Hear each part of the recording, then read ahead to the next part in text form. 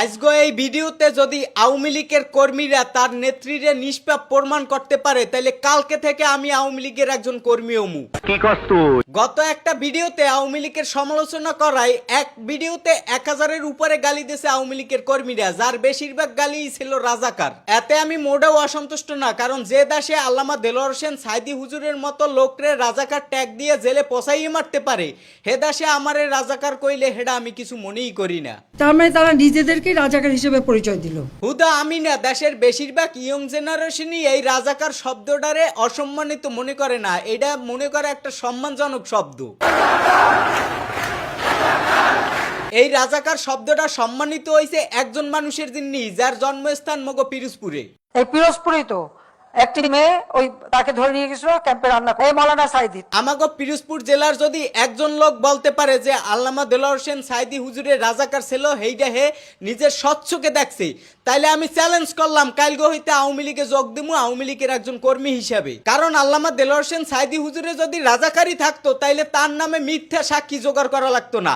আমার নিজের বাড়ির পাশের এক ভিখারিরে কয়েক লক্ষ টাকা দিয়া এরপরে আল্লামা দেলোয়ার হোসেন সাইদি হুজুরের নামে মিথ্যা সাক্ষী দেওয়াইছে। যদি সত্যিকারের রাজাকারী সে হইতো তাইলে তো অন্তত লক্ষ লক্ষ টাকা খরচ করিয়া ভিখারিগো দিয়া মিথ্যা সাক্ষী দেওয়ানোর প্রয়োজন ছিল না। আমি বিশ্বাস করি আমার জেলায় যারা আওয়ামী লীগ করে, ছাত্রলীগ করে, যুবলীগ করে, এরাও আল্লামা দেলোয়ার হোসেন সাইদি হুজুরের রাজাকার কইতে পারবে না, কারণ তারাও আল্লামা দেলোয়ার হোসেন সাইদি হুজুরের ওইটুকু ভালোবাসে, ওইটুকু ভালো জানে। আমার কোনো শত্রু নাই, আওয়ামী লীগ আমার, বিএনপি আমার, জামাত ইসলামী আমার। যে মানুষটা সব দলের মানুষটি ভালোবাসতেন সেই মানুষটারে কেন জেলে মিথ্যা অপবাদ দিয়ে পচাই মারা হয়েছে জানেন কেন? কারণ তার একটাই অপরাধ ছিল, ভারতের আধিপত্যের বিরুদ্ধে সে কথা বলছে।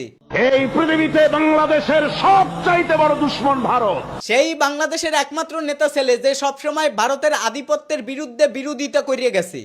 আয় আল্লাহ, ভারত সরকারের জুলুম থেকে মুসলমানদের বাঁচাও আল্লাহ। তার অপরাধী ছিল দেশের অন্যায় কাজগুলো নিয়ে বিরোধিতা করা এবং ভারতের বিরুদ্ধে কথা বলা। আমরা কথা বলবো, আমরা আমাদের বিবেককে কারো কাছে বিক্রি করি নাই, যার কারণে তারে নেওয়া হয়েছে জেলে এবং দেওয়া হয়েছে রাজাকারের মতো ট্যাগ। আমি রাজাকার নই, সুতরাং আমাকে যারা রাজাকার বলবে তারা পিতৃ পরিচয়হীন অবৈধ সন্তান। একটা নিরপরাধ মানুষে শুধু শুধু রাজাকার ট্যাগ দিয়া জেলে পচাইয়ে মারছে আম্মেগো নিষ্পাপ নেত্রী। সে নিজেরে মনে করতো অনেক বড় ক্ষমতাশীল, যারে যেভাবে মন চাইতে হেইভাবেই শাস্তি দিতে। উপরে যে সৃষ্টিকর্তাও আছে হেরসাইয়াও ক্ষমতাশীল, হেইটা কোনো সময় হের মাথায় কাজ করতে না।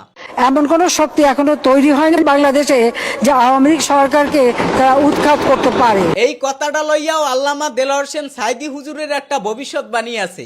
12 কোটিতে গাছের গোড়া আসতে নানা দেবে, মামু বাড়ি দিল্লি গিয়ে পড়বা। এখন আল্লাহর ইচ্ছায় আপায় দিল্লিতেই আছে। আল্লামা দেলোয়ার হোসেন সাইদি হুজুরি কিন্তু শুধু একজন নেতাই ছিল না, হে ছিল বিশ্বনন্দিত মুফাসসিরে কোরআন, যার কোরআনের দাওয়াত শুনিয়া শত শত অমুসলিম মুসলমান ধর্ম গ্রহণ করছে। শুধু বাংলাদেশেই ইসলাম প্রচার করে নাই, সে বিশ্বের 50টার অধিক দেশে সে ওই দেশের ভাষায় ইসলাম প্রচার করছে। তো কি মাপের জ্ঞানী একজন ব্যক্তি ছিল।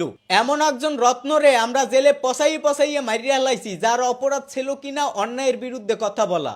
বিড়ালের মতো 500 বছর বেঁচে থাকার কোনো লাভ নাই, সিংহের মতো এক ঘন্টা বাঁচতে চাই। শুধু আল্লামা দেলোয়ার হোসেন সাইদি হুজুরে না, শেখ হাসিনা ছিল একজন ইসলাম বিদ্বেষী নারী, যে কিনা দাড়ি টুপি দেখলেই জামাত শিবির ট্যাগ দিয়ে জেলে হান্দাইতে এটা কইলেও ভুল হবে, কারণ 2013 সালে আমাগো নবীরে নিয়ে কুটুক্তি করা, শাহবাগীগো বিপক্ষে অবস্থান নেওয়া, হেফাজত ইসলামের বিরুদ্ধে হে যেভাবে অ্যাকশন নেছে, মানে আলেমগুলার একদম গুলি কইরা পাখির মতো মারছে।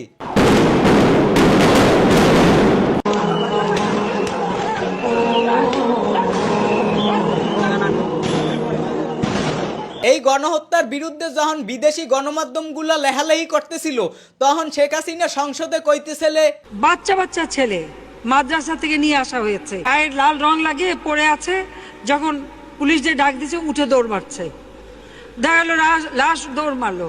চিন্তা করছেন মানুষের শরীরের রক্তও নাকি হাড্ডারে রং লাগে, এটা রক্তের বদলে রং ছেলে, এর কোনো প্রমাণ ভিডিও ক্লিপ যদি থাকে আওয়ামী লীগের কোনো কর্মীর কাছে আমারে কমেন্ট বক্সে কমেন্ট করে দেখাইতে পারেন। অথচ শাপলা চত্বরে যে গণহত্যা চালাইছে এই গণহত্যার ভিডিও ক্লিপ আমার কাছে আছে, শুধুমাত্র ফেসবুক গাইডলাইনের কারণে ভিডিওগুলো আপনাদের দেখাইতে পারতেছি না। এত এত মানুষ হত্যা করার পরেও রাক্ষসী হাসিনারে যদি আম্মেগো কাছে নিষ্পাপ মনে হয় তাইলে আম্মেগো কিছু কওয়ার নাই, আম্মেরা দলকানা, আম্মেগো জিনে কমেন্ট বক্স খোলা।